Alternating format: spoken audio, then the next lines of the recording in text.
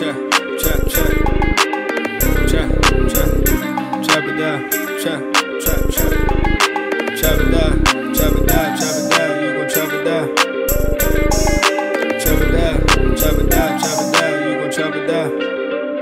just appreciate everybody watching.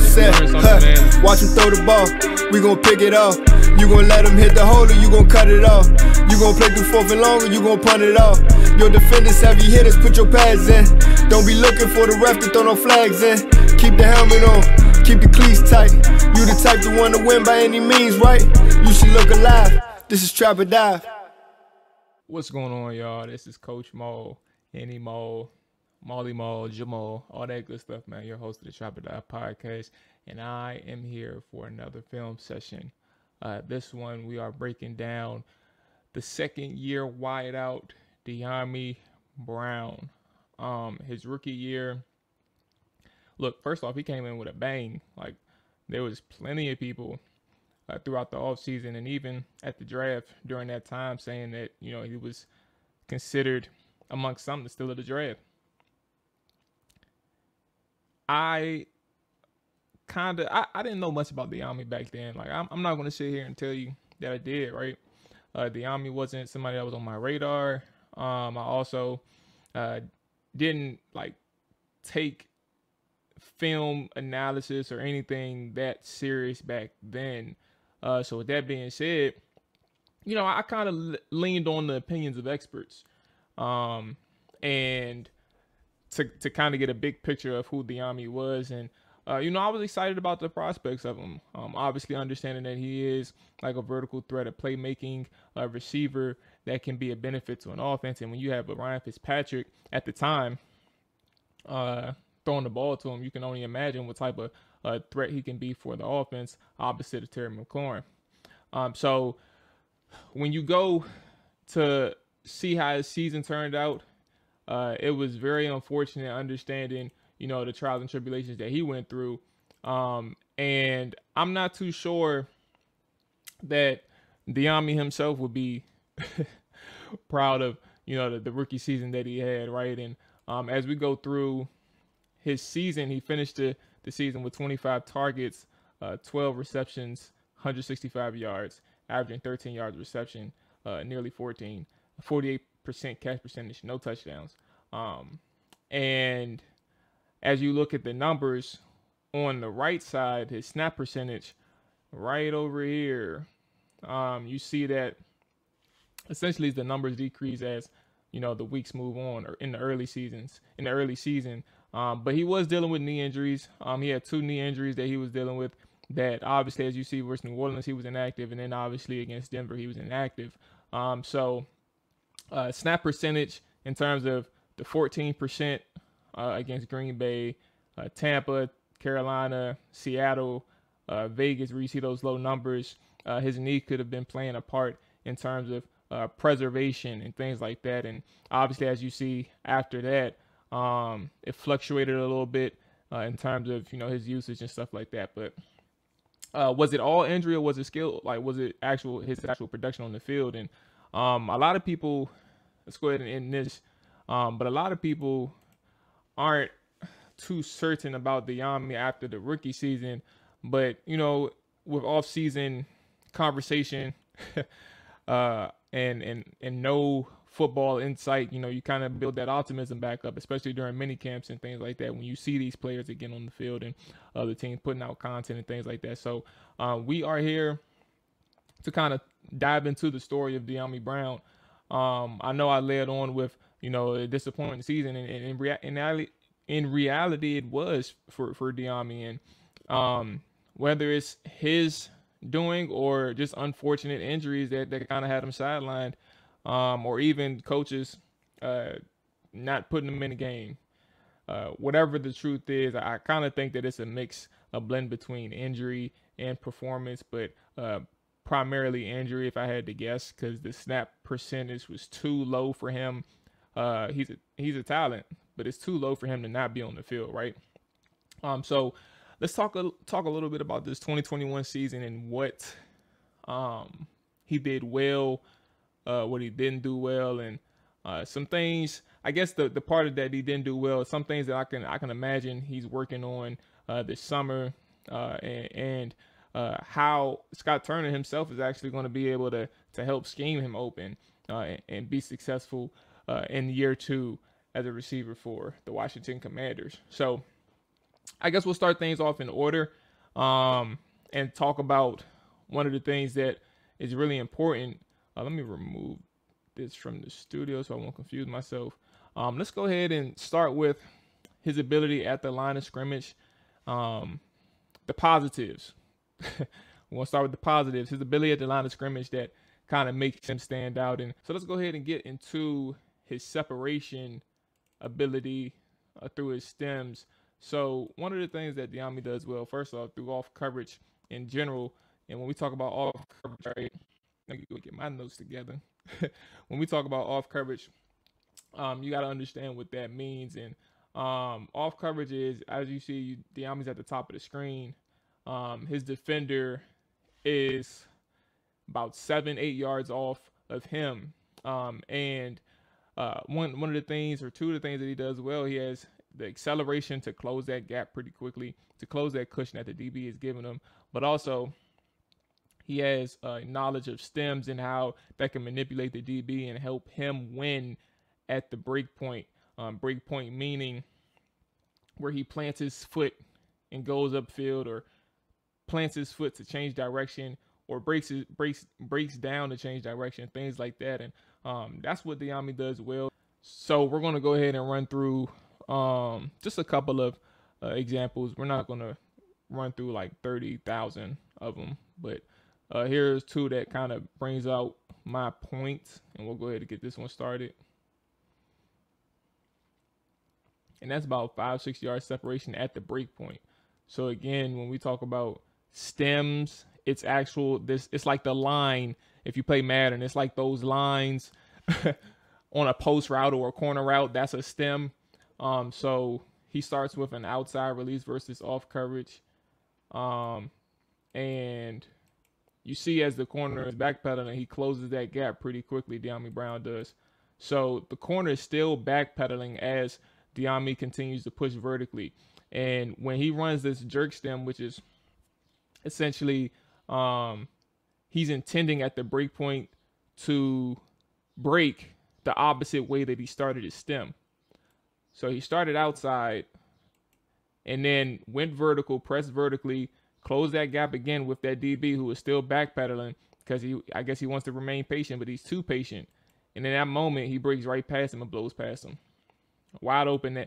And I mean, obviously, as you see with this one, this is a pass that if somebody had an arm and also had the vision to see him down there, or even saw the coverage that was played against Dyami Brown, probably would have had an inkling that he was open. So you saw that one. And then another one against the Chargers. This is actually week 1. Again, remember when we talk about somebody with an arm, right? This is a perfect example.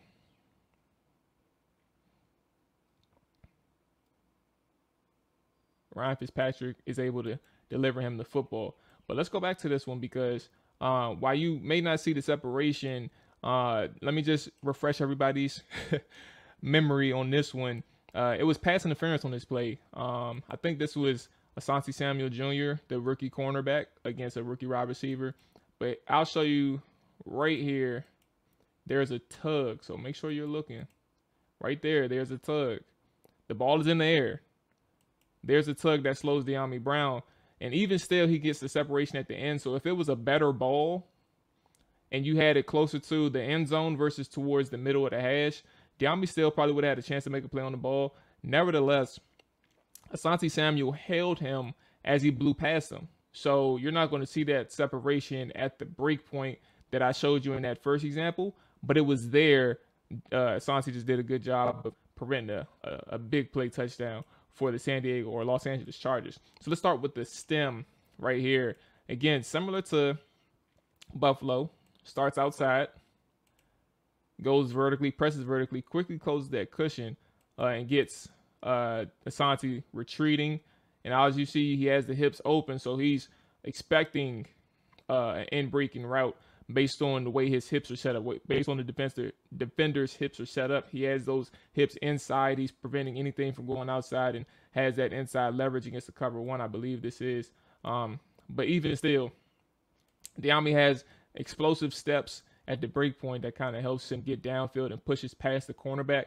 And that's what you see right there. Again, pass interference, there's nothing he can really do about that. But that is some examples of how he gets open through his stems. There's other scenarios that we'll actually come across that I want to get another point in terms of his skill set across, but you'll still see the stem setups through his routes. Through his at the release and things like that. So one of the things that he does well, again, jerk stems, pressure steps. He knows how important those stems are. And I know there was a concern. I think this was last May-ish, or maybe just sometime slightly after the draft, that he couldn't really run a full route tree, or he had issues running certain routes because he was only a vertical threat. I think the thing is, as you see, like vertical threat is who he is, but there's other routes that he's able to run, and we'll go ahead and get across to some other strengths for Dyami right now. All right, so now we'll go ahead and get to what makes him good at the catch point. And as I said earlier, there are going to be some plays that exemplifies his stems and helps him get open downfield or things like that. In that same vein, this is what you'll come across, but we want to focus on the hands and the catch point. But this is what you see right here. Let's go ahead and run it. The big play against Dallas, against that boy Diggs, right? That controversial name that people that everybody loved to hate for good reason, man. He made a ton of plays for the Dallas Cowboys, but in that same vein, he gave up a lot, right? So let's go back. Again, he's facing off coverage here, and this is a cover one situation against the Washington Commanders or Washington football team at the time. But Dyami Brown is facing off coverage, cover one man, and we'll go ahead and start this here. And the most important thing about this situation is you come across cornerbacks who is playing the right leverage and against what you're trying to do, or they're just smart enough to understand, they can't give up the inside, or they only want to play the outside because they want to make sure that they have that sideline that works with them. And sometimes if you are playing a certain receiver, you want to filter, if you want anything in breaking, you want to filter him to that top safety, that cover one safety. And as you notice, their safety number 18, who is opposite or in the middle of the hashes near Diggs, he is playing really low. His depth is way short, right, for anything over top. But in that same vein, you see that Trayvon is having inside leverage, and you have Dyami Brown running the post. So what are you seeing right here? Let's go ahead and run it back. Again, when we talk about that acceleration, it's really good. And he's threatening vertically against Diggs. So as Diggs starts out with inside leverage, he starts his back pedal and transitions to getting ready to run into a full speed sprint against Dyami Brown. This is all part of what Dyami wants. He wants that ability to cross the DB's face. So with the acceleration that he has to quickly break inside at the break point and use some explosive steps to climb and continue to climb, he gets past Trayvon with ease. And the safety, while he's becoming closer to be in position to make a play on the ball, Dyami doesn't allow that to happen with the catch at the catch point. So let's go ahead and run this part back, because I know, shout out to NFL Game Pass, but in that same vein, the quality on there is just unbelievably frustrating. So at the catch point, he's able to jump up, make a play over both defenders. And it shows his competitiveness at the catch point, but also his courage and concentration to make this play through contact. Washington was down 21-0. They needed a spark, and Dyami Brown was able to provide it. Here, let's go ahead and run this through.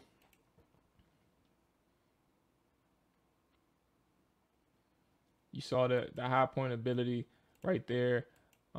It's incredible to kind of witness Taylor Heineke hit a timing route like that. I think this was a dagger concept, just essentially three vertical routes, two primarily. Let me be more specific: two vertical routes with a intermediate route underneath. And truthfully, while Dyami wasn't the receiver he was supposed to hit, Dyami still made a play. DeAndre Carter, which is all a side note because we're talking about Dyami here. DeAndre Carter was the one that was butt naked that actually Taylor should have saw because it was right in front of him, but he was eyeing down in that dig the whole time. Nevertheless, we're going to the catch point here. Able to high point in the middle, arms extended above his head. He has a playmaking ability at the catch point. This is what you want from your rookie receiver, especially like you see the traits early on and can't transition in a year or two. You're like certain traits, especially for skilled players, they just don't die. Like that's going to be something that's going to stick with Dyami forever, especially as a competitor. So catch point, high pointing ability, snagged the ball into his frame, plucked it like it's nothing, tried to get upfield but got tackled very quickly. Again, a release through his stem, separation through his stem, not release through his stem. Able to widen out the DB and quickly cross his face, get inside, able to catch in traffic and maintain that possession as he hits the ground. So very strong ability right there. Again, courage over the middle. You have 1, 2, 3, 4, 5 defenders surrounding him.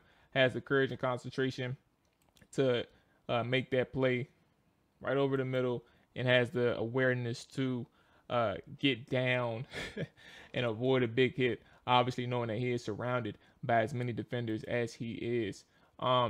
So when we talk about, the things that he does well, right? He has the route running ability, let me be more specific.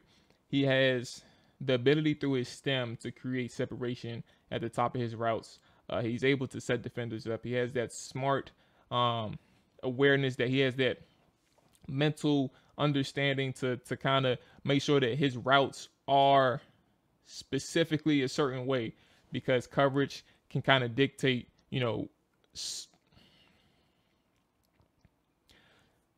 so we were able to see what he does well. He has the hands at the catch point. He has the courage, concentration, big playmaking ability. He's able to fight in contested situations. Some other things that I didn't show you, he has good adjustment ability. He can catch above his frame, below his frame. He has multiple ways of securing passes. So being able to adjust to multiple passes or multiple pass trajectories isn't really an issue with him. He has the natural hands. It's good grip strength. And grip strength meaning he has, like in contested situations when you have to fight for possession, he's able to maintain possession through contact, through contention, and things like that, and make a play for the commander. So able to catch on the move. Like he has all of these different things that does things that he does well for the catch point and stuff like that, and his concentration in certain situations, right? So we're able to talk about his releases, his mental processing in terms of his ability to separate, his ability to manipulate the defender's hips. Man, it's pretty good. He has a good understanding of these things early on as a rookie, and he was able to win in quite a few situations. Again, we only showed a small series of examples, but this is what I saw. Like that's the trend that I saw throughout his film. It's pretty impressive. Let's get into why he's struggling. Right? Again, remember we talked about everything isn't all pretty with Dyami Brown. Like this isn't, you're tripping thing, or you're tripping Dyami's gonna be great, right? Or this isn't also like you're tripping Dyami is awful and they made a mistake last year. This is just, for what it's worth, surface or face value transparency. Some of the things that he does good, some of the things that he does bad. And let's go ahead and get into some of the issues right now. All right, so we're going to start at the line of scrimmage for Dyami. I think one of the things is, or one of the main takeaways from the issues is his physicality, his ability to play big and have that play strength, that functional strength through the snap that kind of holds him back. And we'll get into it here. This one is actually against press coverage. There was talk about, last season, throughout the season, he couldn't get off the line. And while I don't fully agree with that nature, I don't really think that he can't fully get off the line, right? There's instances in which he can't, especially against aggressive press corners. You'll kind of see that come across for Dyami. So this one, we'll let it run.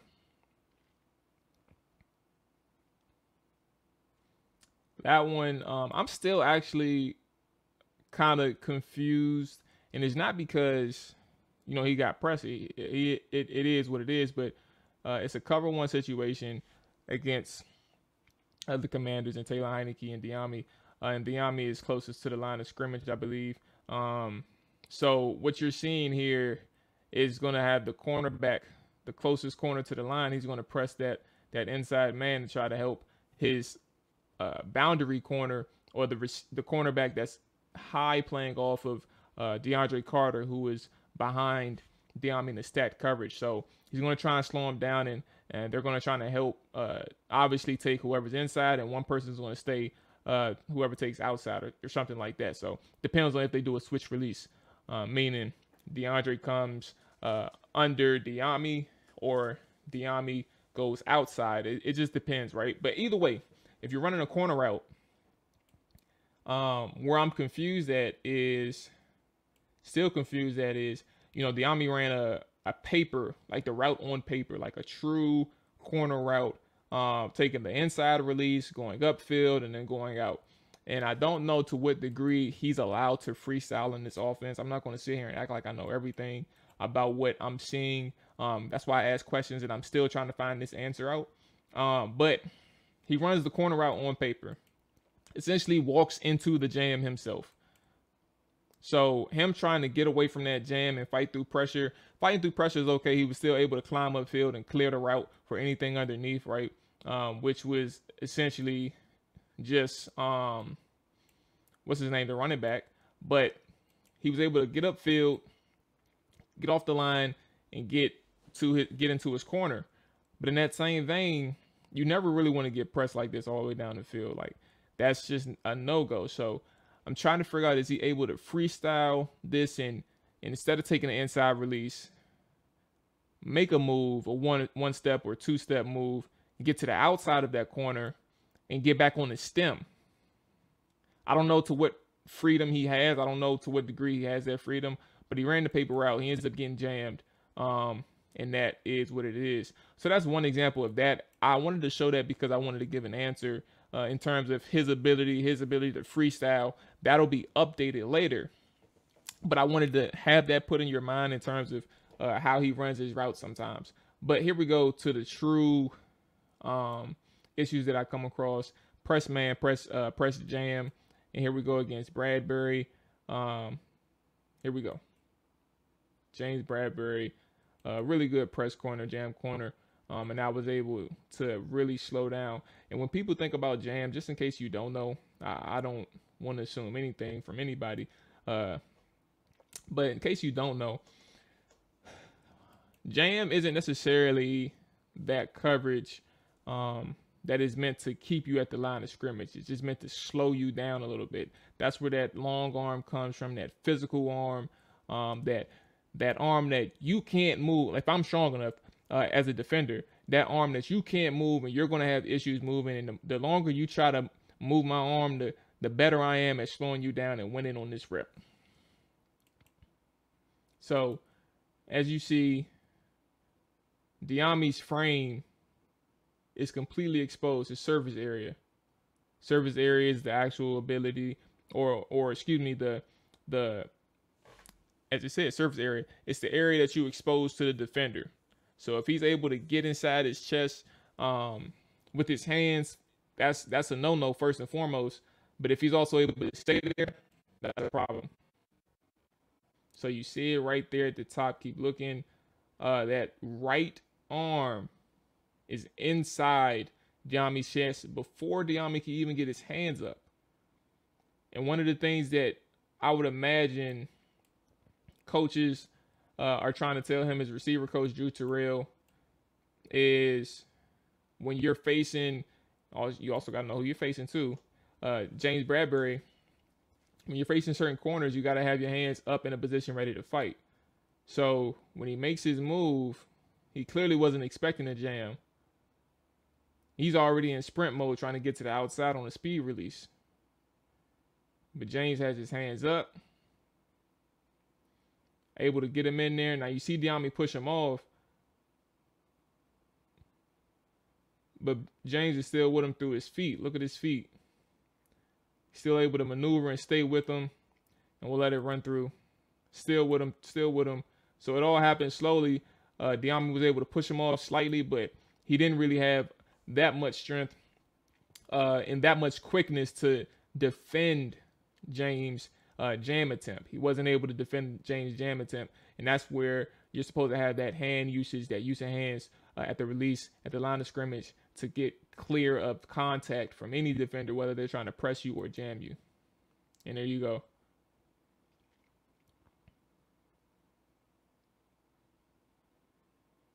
See that one right there. Some of the same issues.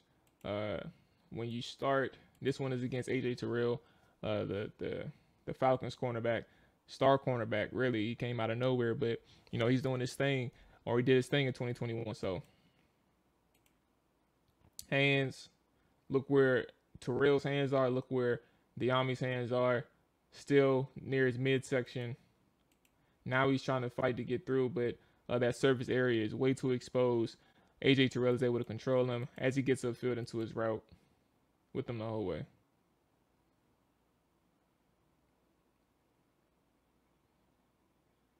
And there you go. Press attempts, jam attempts. Again, these are only a couple of examples that I'm able to, or that I want to show, but I've run across quite a few that I noted for Dyami Brown. But when you go against these things, you need to reduce your surface area. You have to be ready for a fight up top too. Like, your feet work is good, and some people truly win because they're quick and their feet work are able to get DBs off balance really quickly at the route.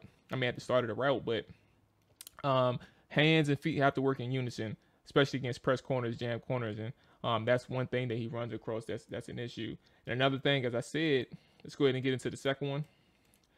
One of the things that I mentioned is his physicality, right? So we'll go ahead and run through these without necessarily breaking down every clip.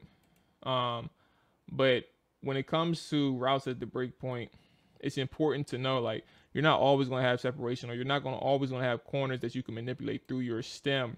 There's going to be people sitting on you, waiting, having that patience to see which way you break.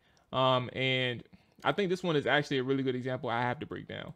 But you're going to have those instances in which you face corners who are patient in their technique, and waiting for you to make a move versus jumping and being aggressive or something like that, right? So when you have those instances, especially against man coverage, you have to find a way to separate through your physicality, through your hand usage at the top of the route. Remember, we just talked about press coverage and use of hands at the start of the route through your release, but this is when it comes to separation, you have to find a way to separate. And if you aren't doing that, that's going to be an issue too, being able to separate from tight man. So this one I wanted to show, and I'll let the other ones run through. But this one I wanted to show because it's the perfect example of what you're supposed to do and what you're not supposed to do in the same play. So you see Dyami Brown at the top of the route. He's running a drag concept, right? He's not able to really separate from his defender through his chicken wing technique. And chicken wing is something that I learned, but it's just simply extending that elbow. It's a push-off. But, you know, it's a legal push-off. Extending that elbow, extending that forearm into the defender's chest, being able to separate and get free. So in that same vein, right, he doesn't get enough depth to get inside the defender and push off like that, right? This is against Dory Jackson. But you see at the top of the screen, Adam Humphries running the same thing, same drag. Look what he does. That is how you get in somebody's chest. I'll run it back. I'll run this back without pausing. You'll have the opportunity to look at both how it's supposed to be done and how it's not supposed to be done. This is something I caught on multiple attempts against on drag routes and stuff like that.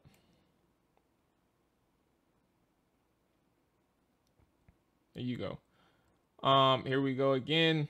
Same thing. That same drag route. I wanted to put 2 in there, so it just wasn't against the Giants, but same thing.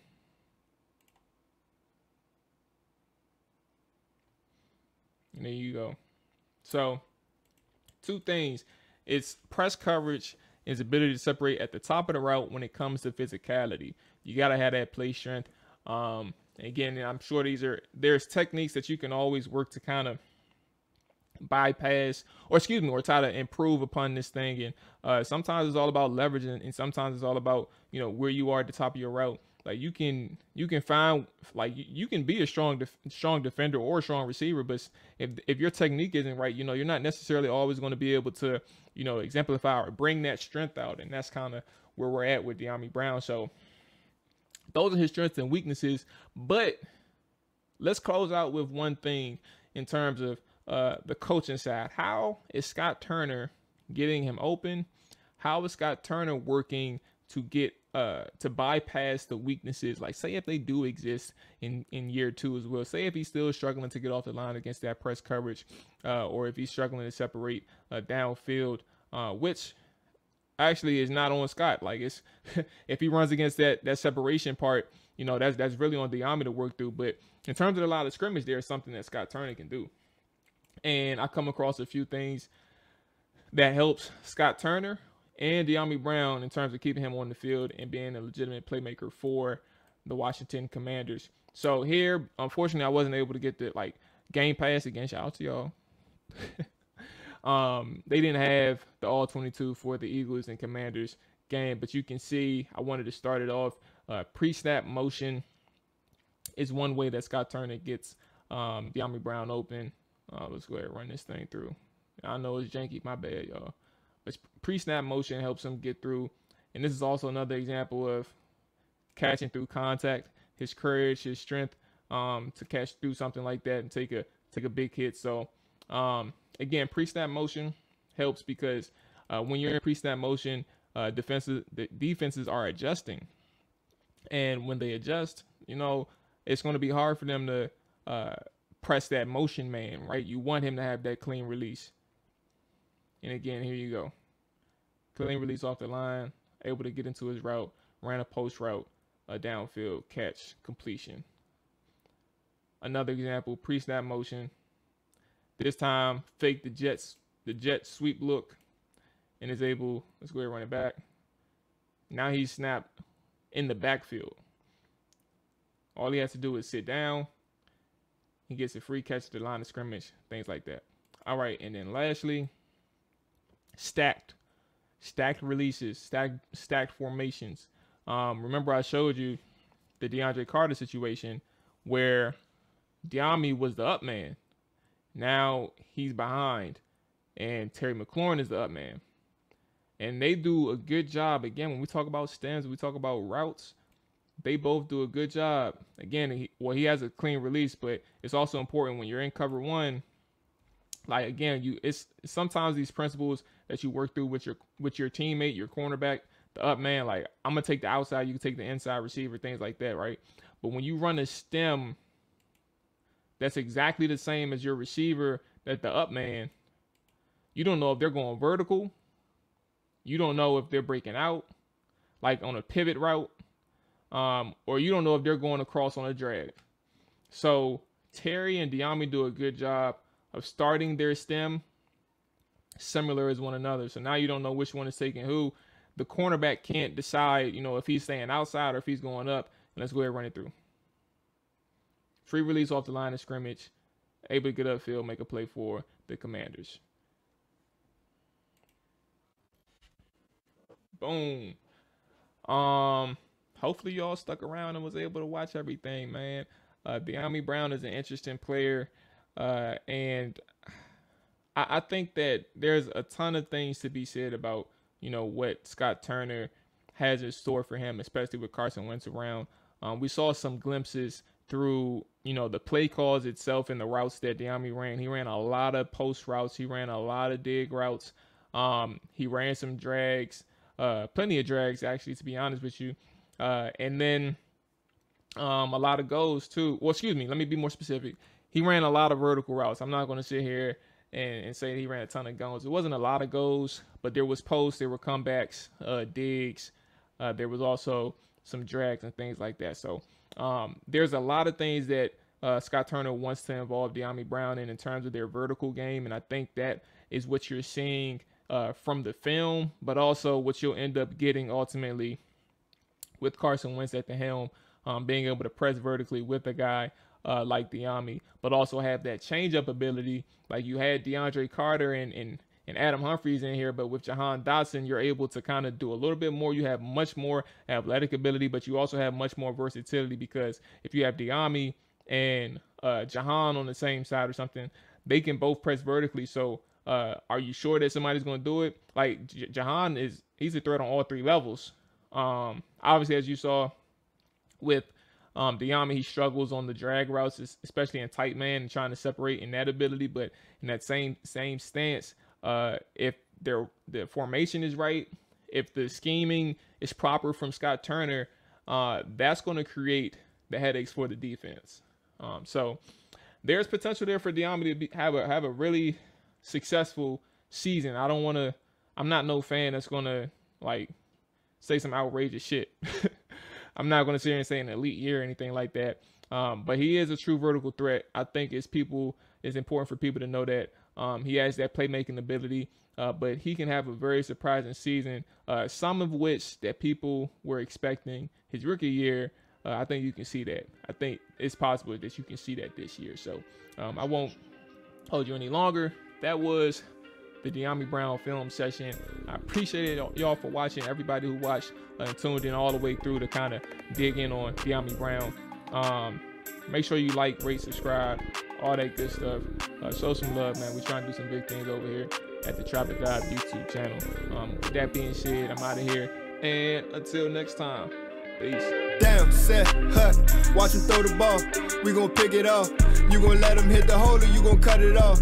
You gon' play through fourth and long or you gon' punt it off. Your defenders heavy hitters, put your pads in. Don't be looking for the ref to throw no flags in. Keep the helmet on, keep the cleats tight. You the type to want to win by any means, right? You should look alive. This is Trap It Dive.